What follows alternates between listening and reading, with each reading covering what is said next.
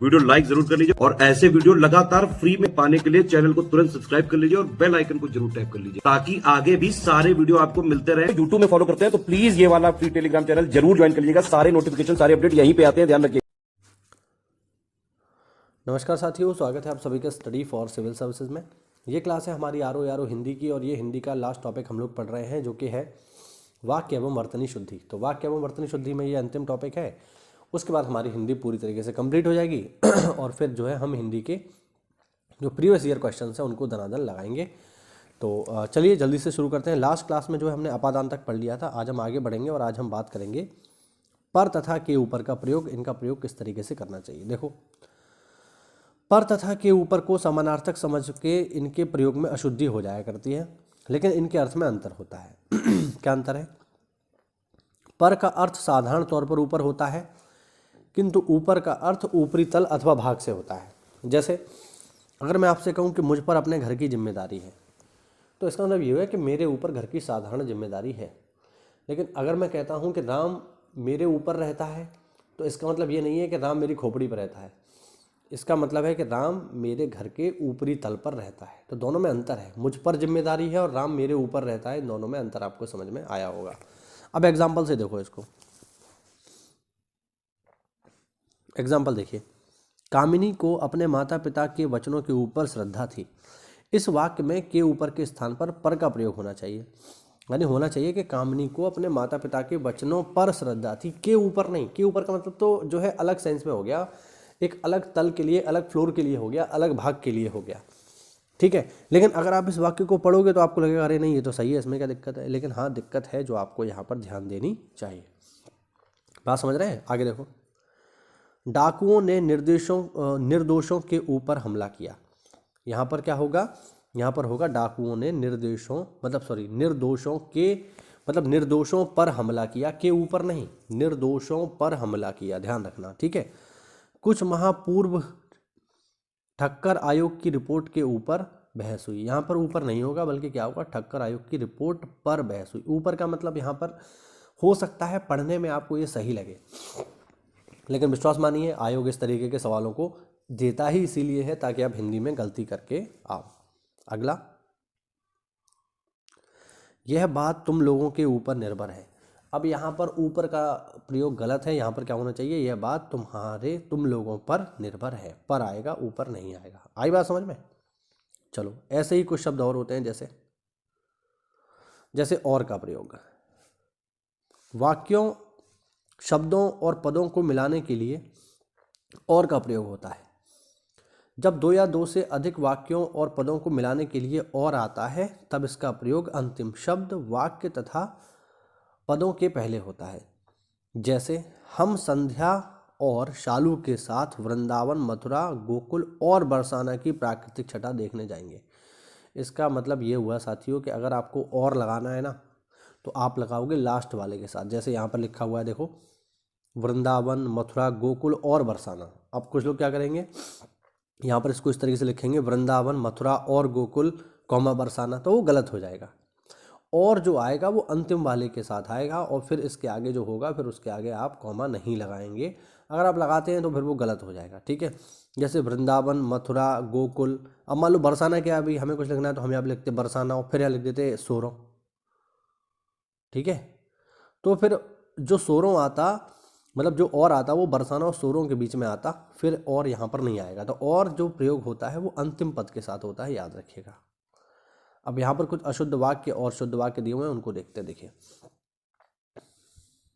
अशुद्ध रूप है तुमने मुस्कुरा दिया। अब बोलने चालने में हो सकता है आपको लगे कि अरे तो सही है, लेकिन हाँ, इसका शुद्ध रूप क्या है? तुम मुस्कुरा दिए। तुमने मुस्कुरा दिया ये गलत है, बल्कि क्या होगा? तुम मुस्कुरा दिए। अगला, रामायण सब हिंदू मानते हैं, ये गलत है, बल्कि क्या होगा? यहाँ पर रामायण को सब हिंदू मानते हैं। ठीक। अशुद्ध है अपने लड़के नेक बनाओ।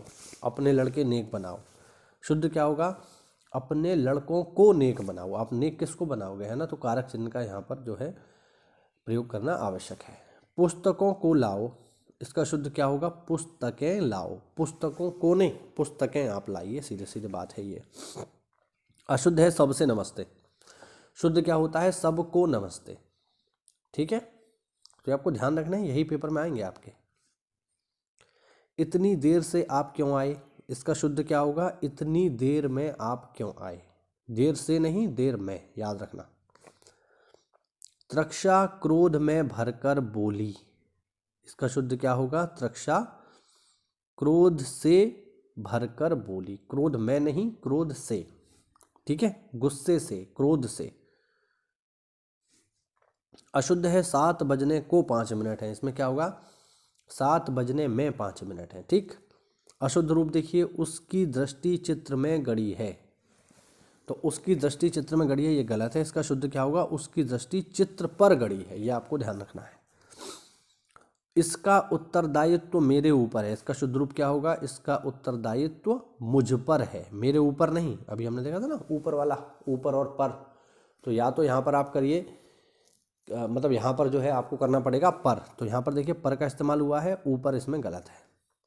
अब हम देखेंगे वर्ण और मात्रा संबंधी कुछ अशुद्धियों को, जैसे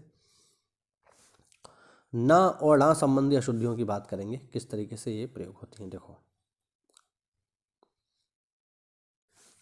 ब्रज भाषा और अवधि में ण के स्थान पर न का प्रयोग होता है। ठीक है, किंतु खड़ी बोली में तत्सम शब्दों के प्रयोग होने के कारण न और ण के शुद्ध प्रयोग में ध्यान रखना चाहिए। जैसे ब्रज भाषा अवधि में ण के स्थान पर हम लोग न इस्तेमाल करते हैं। ठीक है, और देखते हैं जरा। श र री न, मतलब श र री के बाद न ण हो जाता है, चाहे यह न ठीक इनके बाद हो अथवा इन वर्णों और न के बीच कोई स्वर, का वर्ग, पा वर्ग या व ह इनमें से कोई वर्ण अथवा कई वर्ण हो, जैसे हरण, चरण। ठीक है, ये आपको देखो पढ़ना पड़ेगा इस तरीके से। आप ये सोचो पहली बार में आपको दिमाग में आ जाए, ऐसे नहीं आएगा, थोड़ा मेहनत करनी पड़ेगी। ठीक है,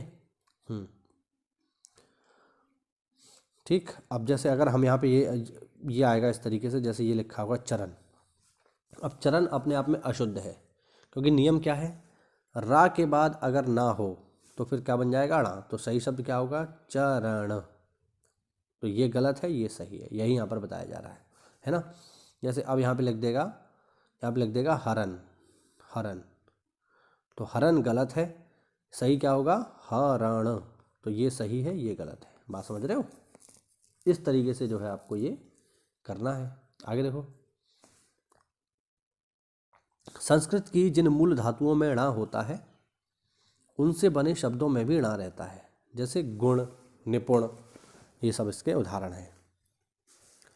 यहाँ ण संबंधी कुछ शुद्ध शब्द दिए गए हैं, जैसे प्रमाण, उत्तरायण, आकर्षण, राक्षस गण, गुण, दुर्गुण, सगुण, प्रमाण, परिणाम, परिमाण, रमणीक, सम्मिश्रण, वैष्णव, विष्णु, रामायण, राजा, शिरोमणि, प्रमाणी, ऋण, भरत, भरण और पोषण। इनमें ण का इस्तेमाल होगा, आपको विशेष रूप से ध्यान रखना चाहिए। आगे देखिए, शा और सा संबंधी अशुद्धियाँ।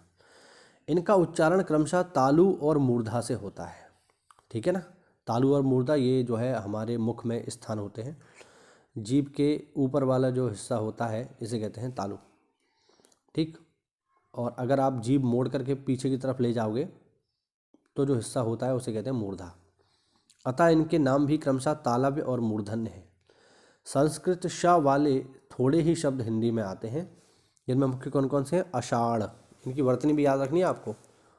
दोष, अभिषेक, वेश, भूषण, मनुष्य, संतोष, कष्ट, पृष्ठ, षष्ठी, भीषण, भीष्म, मेष, वृषभ, त्रक्षा, मृक्षा, वृष, शिष्य, शेष, विशेष, पौष, पौष्य, पोषण, निष्पाप, विषम।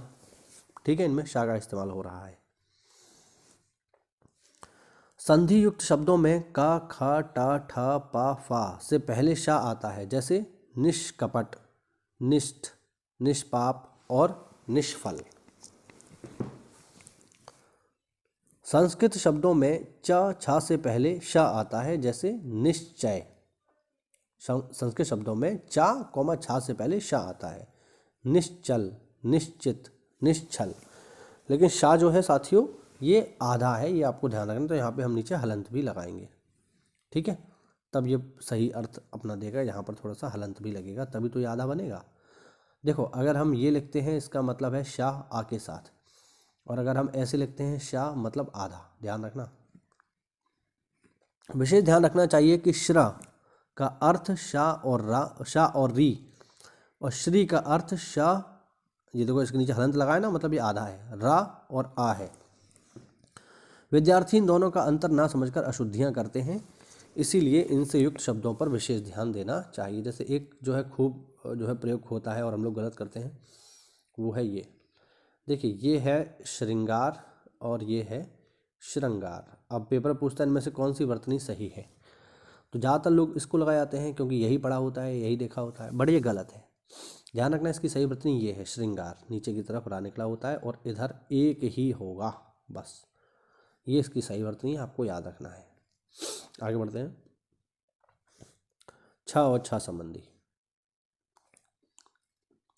श का और श के योग से बनता है, यानी जो छ है ये किसके योग से बनता है, का प्लस श। इसका अधिक प्रयोग तत्सम तद्भव शब्दों में ही होता है।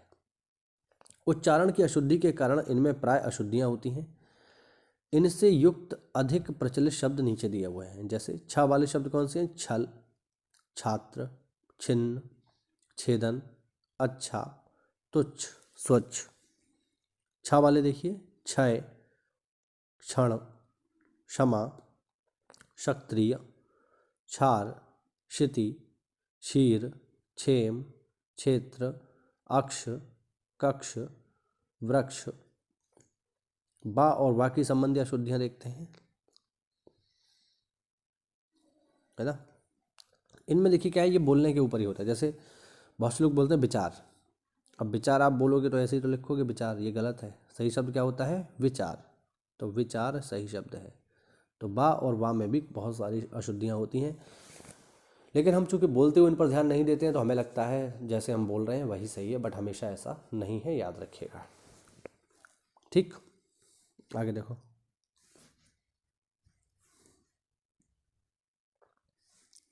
री और री संबंधी अशुद्धियाँ।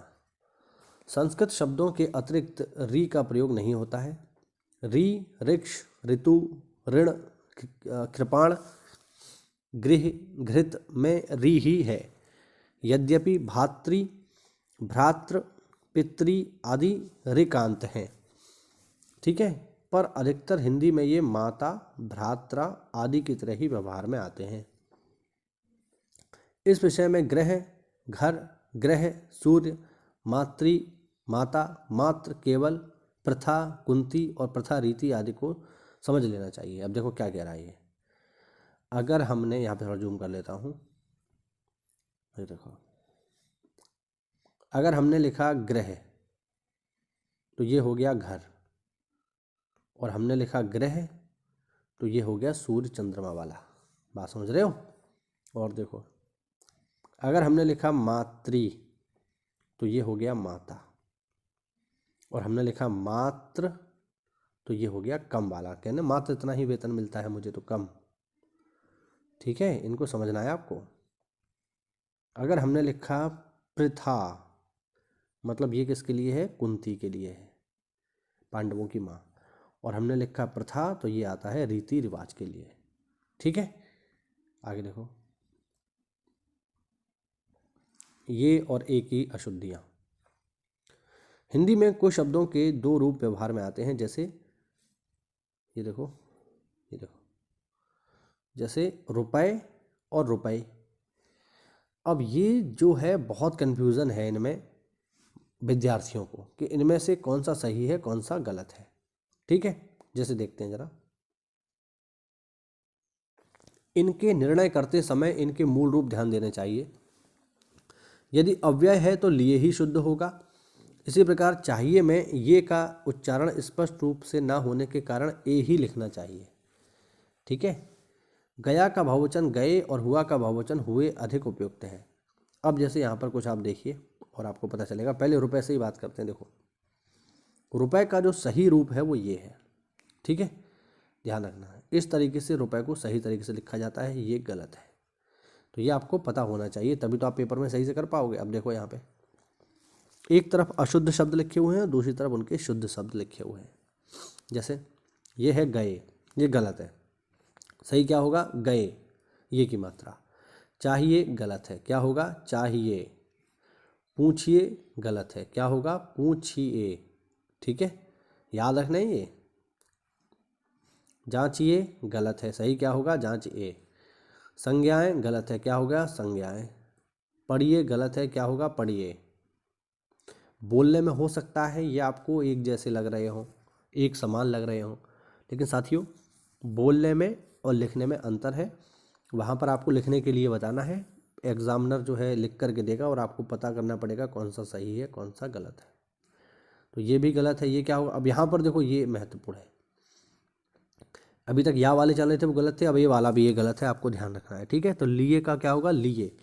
रुपए इस तरीके से नहीं लिखते, रुपए इस तरीके से लिखते हैं। ठीक है ना, रुपए। और लिखिए ये गलत है, क्या होगा? लिखिए। तो ये आपको यहाँ पर ये पता होने चाहिए, तभी आप पेपर में अच्छे ढंग से कर पाओगे। तो ये हुआ हमारा छोटा सा वीडियो। अभी इसके एक आध दो पार्ट और लेकर के आएंगे, फिर ये टॉपिक को पूरा खत्म कर देंगे। कोई डाउट हो तो कमेंट के माध्यम से पूछिए। मिलते हैं अगली क्लास में, तब तक के लिए जय हिंद, जय भारत, वंदे मातरम।